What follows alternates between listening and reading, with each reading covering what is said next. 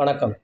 2024 நாடாளுமன்ற தேர்தல் வெற்றி வாய்ப்புகள் யாருக்கு என்று, தோல்வியை தழுவுவது யார் என்றும் நாம் 2 மாதத்திற்கு முன்பே எங்களுடைய இந்த யூடியூப் பிரைவேட் சேனல் மூலியமாக கருத்து கணிப்புகள் தெரியப்படுத்தியிருந்தோம். அது இன்று ஜூன் 4ஆம் தேதி இந்த வெற்றி வாய்ப்பு யாருக்கு என்று தெரியும்.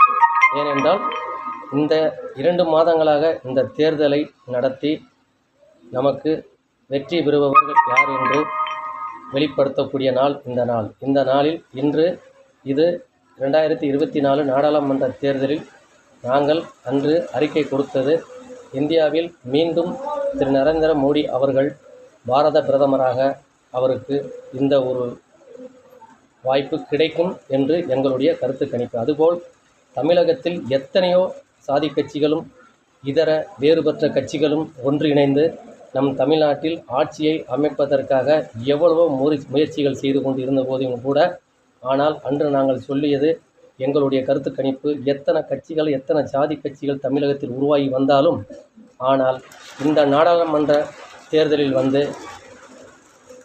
தமிழ்நாட்டில் கலைஞர் ஐயா ஈன்றெடுத்த பிள்ளை தளபதி மு.க. ஸ்டாலின் அவர்களே வெற்றி பெறுவார் என்று எங்களுடைய யூடியூப் பிரைவேட் சேனல் மூலியமாக நாங்கள் தெரியப்படுத்தியிருந்தோம்.